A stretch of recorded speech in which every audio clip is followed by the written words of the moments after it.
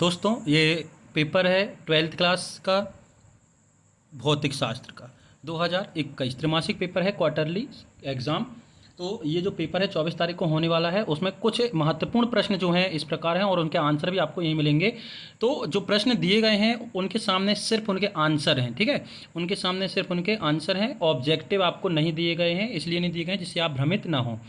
तो प्रश्न एक है, प्रत्येक प्रश्न में दिए विकल्पों में से सही विकल्प चुनकर लिखिए। पहला है न्यूनतम आवेश, यानी कि पहला ऑब्जेक्टिव है न्यूनतम आवेश, जिसमें कि आपको 4 ऑप्शन मिलेंगे। अगर आपको 4 ऑप्शन पढ़ने तो हम 4 ऑप्शन बोलते हैं, जैसे कि पहला होगा 1 कूलाम, दूसरा है स्थित कूलाम, तीसरा है 1 माइक्रो कूलाम और चौथा है इलेक्ट्रॉनिक आवेश। तो इसका आंसर हो जाएगा एक न्यूनतम आवेश है, एक इलेक्ट्रॉनिक आवेश, जो कि पेपर की दृष्टि से यदि देखा जाए तो द ऑप्शन सही रहेगा। कौन सा ऑप्शन रहेगा सही? द ऑप्शन, अर्थात इस इलेक्ट्रॉन आवेश की बात कर रहे हैं। ये जो क्वेश्चन है कि एक न्यूनतम आवेश होता है, एक न्यूनतम आवेश जो है वो इलेक्ट्रॉनिक आवेश है और इसका मान जो होता है वो होता है 1.6 इंटू 10 की पावर -19 कूलाम। कितना होता है? 1.6 10 की पावर से -19 कूलाम। दूसरा प्रश्न है विद्युत क्षेत्र का मात्रक है, तो विद्युत क्षेत्र का मात्रक होता है न्यूटन प्रति कूलाम, जिसको यदि हम शॉर्ट में बोलें तो उसको हम न्यूटन प्रति कूलाम कह सकते हैं। तीसरा है विद्युत आवेश का मात्रक बताओ, तो विद्युत आवेश का जो मात्रक होता है वो होता है कूलाम। क्या होता है? कूलाम। चौथा वस्तुनिष्ठ है, ऑब्जेक्टिव है, विद्युत धारिता का एसआई मात्रक है। विद्युत धारिता का एसआई मात्रक है जिसमें कि हमारा आंसर है फेरेड। क्या है? फेरेड। इसमें 4 ऑप्शन आपको मिलेंगे कि विद्युत धारिता का ऐसा ही मात्रक है, जिसमें कि यदि हम एग्जाम्पल की बात करें तो 4 ऑप्शन करके पूछ सकता है, फेरेड, स्थित फेरेड या कूलाम या स्थित कूलाम। तो आपका जो सही आंसर है वो क्या है? फेरेड। तो विद्युत धारिता का ऐसा ही मात्रक है फेरेड। प्रतिरोध तथा विभव में संबंध है, तो प्रतिरोध और विभव में जो संबंध है वो है V is equal to I R. क्या है? V is equal to I R. और आप चाहो तो अगला है क्वेश्चन नंबर 6 इसी का 6वां ऑब्जेक्टिव है, धातु का पराविद्युतांक होता है, तो धातु का पराविद्युतांक जो होता है वो होता है अनंत। तो हम ये नहीं कह रहे हैं कि आ ऑप्शन होगा, आपको सिर्फ पढ़ना है कि धातु का पराविद्युतांक कितना होगा। धातु का पराविद्युतांक होता है अनंत। ये आ भी हो सकता है, बा भी हो सकता है, सा भी हो सकता है, तो इससे हमें लेना देना नहीं है। ये पेपर पे डिपेंड करता है कि ये अनंत किस बिंदु पर आएगा। 2 प्रतिरोधों के श्रेणी क्रम संयोजन में प्रत्येक प्रतिरोध समान होता है, जो है विद्युत धारा। तो देखो बोल क्या रहा है कि 2 प्रतिरोध के श्रेणी क्रम संयोजन में प्रत्येक प्रतिरोध में समान क्या होता है? विद्युत धारा। अब इस प्रश्न को आप समझ लीजिए। देखिए प्रश्न कह रहा है कि मान लीजिए कि ये कोई प्रतिरोध जुड़ा है, ठीक है, श्रेणी क्रम में प्रतिरोध जुड़ा है। किस क्रम में? श्रेणी क्रम में। और यहाँ से एक आई धारा प्रवाहित कर रहा है, तो जो धारा का मान होगा वो समान होगा। क्यों होगा? क्योंकि धारा को जाने के लिए आपको एक ही रास्ता है, तो धारा का मान जो होगा वो समान होगा, तो विद्युत धारा का मान एक समान होगा। यदि इसी में पूछ लेता कि असमान होगा, श्रेणी क्रम में प्रतिरोध में असमान होगा, अलग अलग कौन होगा, तो वो विभव अलग अलग होता है, या विभवांतर बोलते हैं जिसको। इन तीनों का जो विभव है वो अलग अलग होता। तो उसने पूछा है कि इस श्रेणी क्रम संयोजन में यदि प्रतिरोध को जोड़ें तो किसकी वैल्यू एक समान होगी? एक समान होगी, तो हमने लिखा है यहाँ पर विद्युत धारा। अगला प्रश्न है, एक तार को खींचकर उसकी लंबाई को 2 गुनी करने पर उसका प्रतिरोध हो जाएगा 4 गुना। उसका प्रतिरोध कितना हो जाएगा? 4 गुना हो जाएगा। आदर्श अमीटर का प्रतिरोध होना चाहिए, कितना होना चाहिए? 0। एक आदर्श जो अमीटर है उसका प्रतिरोध कितना होना चाहिए? 0 होना चाहिए। आते हैं हम क्वेश्चन नंबर 2 में। क्वेश्चन नंबर 2 में आपको दिया है रिक्त स्थानों की पूर्ति कीजिए। यहाँ पर आपको सभी रिक्त स्थानों के आपको आंसर मिल जाएंगे, तो ध्यान दीजिएगा। पहला है प्रतिरोध का मात्रक होता है ओम, तो प्रतिरोध का मात्रक क्या है? ओम है। प्रतिरोध का मात्रक ओम है। दूसरा है मीटर सेतु खालिस्तान के सिद्धांत पर आधारित है, तो खालिस्तान का जो आंसर है वो क्या होगा? व्हीटस्टोन सेतु के सिद्धांत पर आधारित है। तो मीटर सेतु का जो सिद्धांत है वो किस पर आधारित है? व्हीटस्टोन सेतु पर। तीसरा है विभव मापी की संतुलन स्थिति में इसका प्रतिरोध अति उच्च होता है, तो विभव मापी की संतुलन स्थिति में इसका जो प्रतिरोध होगा, किसका? विभव मापी का। विभव मापी का जो प्रतिरोध होगा संतुलन की स्थिति में वो कैसा होगा? अति उच्च होगा। अच्छे से ध्यान से देखिएगा, विभव मापी का संतुलन की स्थिति में प्रतिरोध कितना होगा? अति उच्च होगा। गॉस का प्रमेय सूत्र है, तो गॉस के प्रमेय का जो सूत्र है वो है 1/ε0 इंटू क्यू, जहाँ पर क्यू क्या है? ये कुल आवेश है। क्या है? कुल आवेश। 3UF धारिता के 3 संधारित्र श्रेणी क्रम में जुड़े हैं तो तुल्य धारिता होगी 1 UF। कितनी होगी? 1 UF। ये 1 लिखा है, 1 UF। ये जो तुल्य धारिता होगी वो कितनी होगी? 1 UF। नेक्स्ट है विभव मापी व्हीटस्टोन सेतु के सिद्धांत पर कार्य करता है। तो जो विभव मापी यंत्र है वो किस सिद्धांत पर कार्य करता है? व्हीटस्टोन सेतु के सिद्धांत पर कार्य करता है।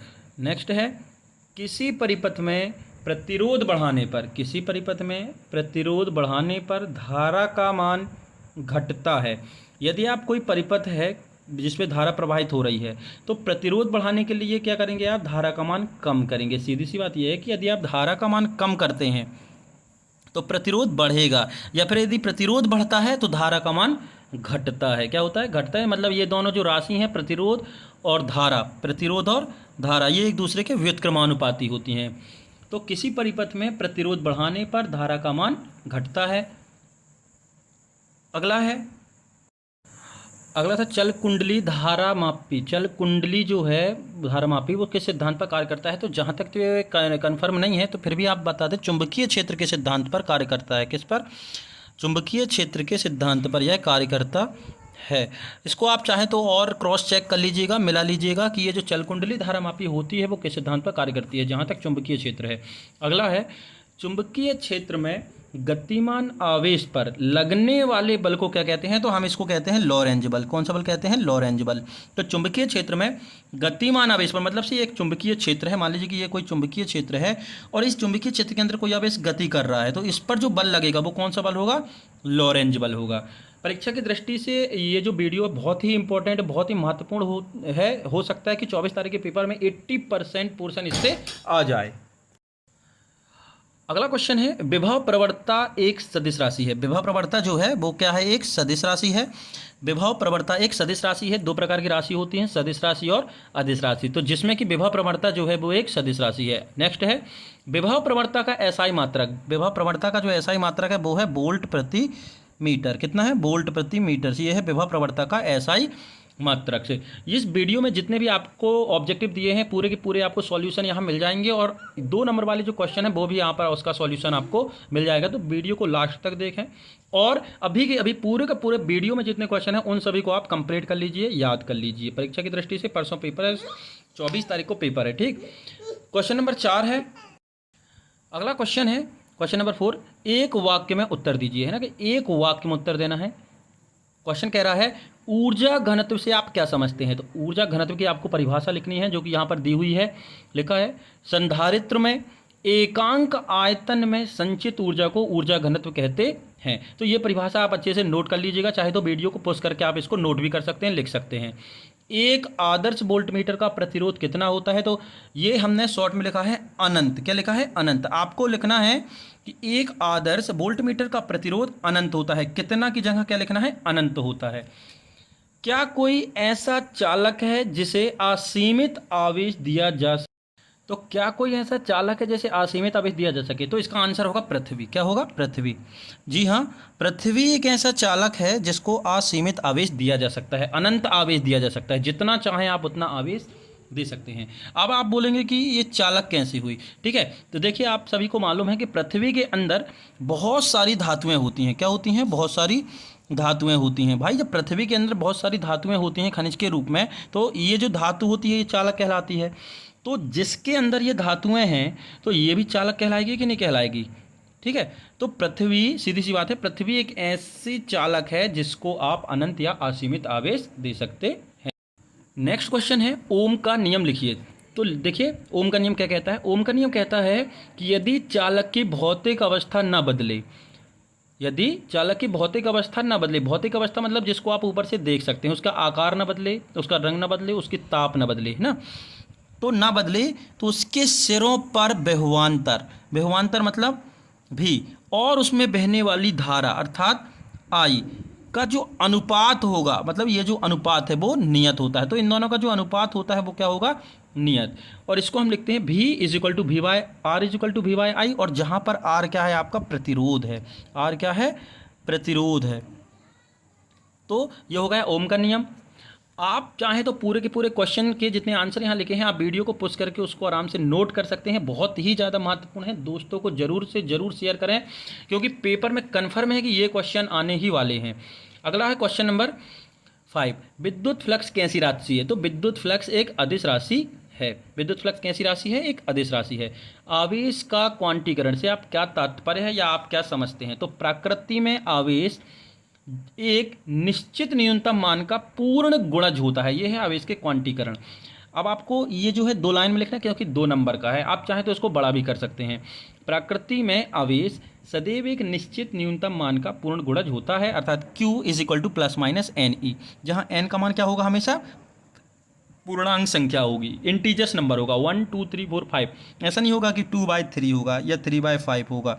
तो n का जो मान होगा वो होगा पूर्णांक संख्याएं, पूरी संख्याएं होगी ना तो डेसिमल में होगा। तो क्या लिखा है? आवेश सदैव एक पूर्ण संख्या का गुणक होता है या गुणज होता है। नेक्स्ट क्वेश्चन है, एक इलेक्ट्रॉन पर कितना आवेश होता है? तो एक इलेक्ट्रॉन पर आवेश होता है 1.6 × 10⁻⁻19 कूलाम। किरचॉफ का प्रथम नियम किसके संरक्षण नियम पर आधारित है? तो किरचॉफ के प्रथम नियम को आवेश संरक्षण का नियम भी कहते हैं। क्या कहते हैं? आवेश संरक्षण का नियम। तो आप इसको लिख सकते हैं, किरचॉफ का प्रथम नियम आवेश संरक्षण के नियम पर आधारित है। विद्युत क्षेत्र की तीव्रता का मात्रक क्या है? तो विद्युत क्षेत्र की तीव्रता का मात्रक है न्यूटन प्रति कूलाम। विद्युत क्षेत्र की जो तीव्रता है उसका मात्रक है न्यूटन प्रति कूलाम। और यदि आता है विद्युत क्षेत्र की तीव्रता क्या है, तो विद्युत, मान लीजिए ये कोई चालक है, ठीक है, इस पर आवेश प्रवाहित हो रहा है I, तो किसी आवेश के चारों ओर का वह क्षेत्र, किसी आवेश के चारों ओर का वह क्षेत्र जहाँ पर विद्युत क्षेत्र अनुभव किया जा सके या आकर्षण या प्रतिकर्षण अनुभव किया जा सके, वो विद्युत क्षेत्र कहलाता है। इतना क्लियर है? तो विद्युत क्षेत्र का मात्रक जो विद्युत क्षेत्र की तीव्रता का जो मात्रक है वो क्या है? न्यूटन प्रति कूलाम। अगला क्वेश्चन है, एम्पियर का परिपथीय नियम लिखिए। तो एम्पियर का परिपथीय नियम आप चाहें तो सर्च कर लीजिएगा, कहीं से भी नोट कर लीजिएगा और इसको अच्छे से तैयार करके आप क्लास में जाइएगा पेपर देने। हम रिपीट कर रहे हैं, आपसे बार बार बोल रहे हैं कि ये जो क्वेश्चन है बहुत ही ज़्यादा इंपॉर्टेंट है। त्रिमासिक परीक्षा क्वार्टरली एग्जाम की दृष्टि से फिजिक्स का 12th क्लास है, तो बिल्कुल भी मिस ना करें और इस वीडियो को देखकर पुश करके पूरे के पूरे आंसर आप इसको लिख लें। और ये जो अब बड़े नंबर वाले जो हैं, हमने इनका आंसर नहीं लिखा है, आप इन क्वेश्चन को देख लीजिए और पूरे के पूरे क्वेश्चन के आंसर आप तैयार कर लीजिए। अगला प्रश्न है, विद्युत क्षेत्र की तीव्रता की परिभाषा लिखिए।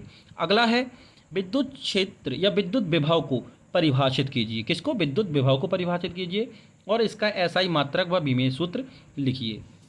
विद्युत सेल किसे कहते हैं? तो विद्युत सेल की यहाँ पर परिभाषा बतानी है या विद्युत सेल की व्याख्या करनी है कि ये विद्युत सेल होते क्या हैं। अगला क्वेश्चन है, विद्युत धारिता क्या है? तो आपको यहाँ पर धारिता की परिभाषा बतानी है कि धारिता होती क्या है, उसको आपको अच्छे से समझाना है। अगला है, विद्युत द्विध्रुव क्या है? तो विद्युत द्विध्रुव क्या होता है, इसकी आपकी परिभाषा बतानी है। क्या बताना है? परिभाषा कि विद्युत द्विध्रुव क्या है।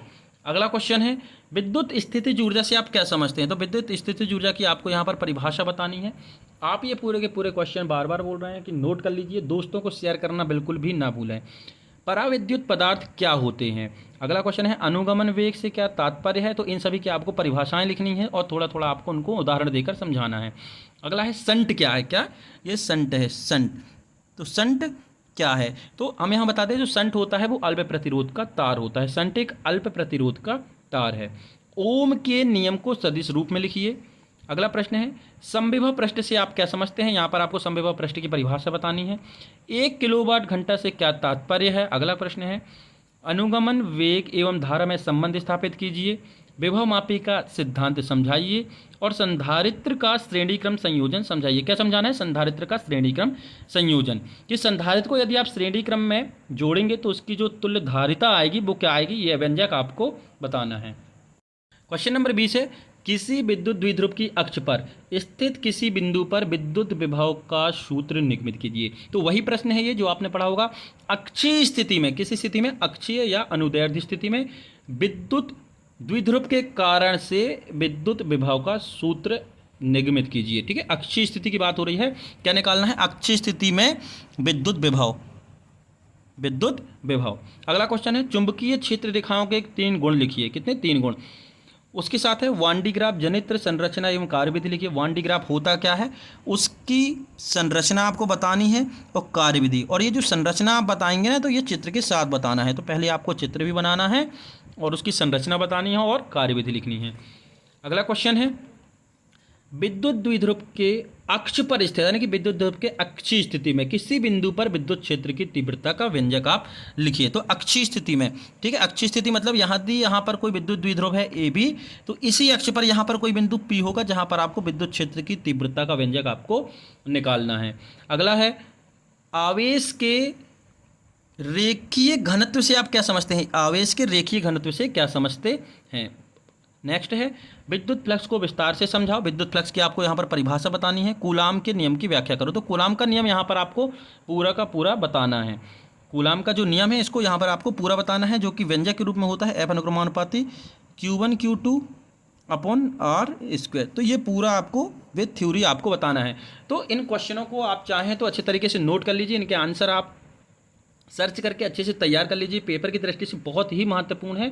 और आगे के पेपर की तैयारी के लिए चैनल को सब्सक्राइब जरूर करें, जिससे कि हमारे द्वारा डाले गए पेपर आपको नोटिफिकेशन सबसे पहले मिल जाए।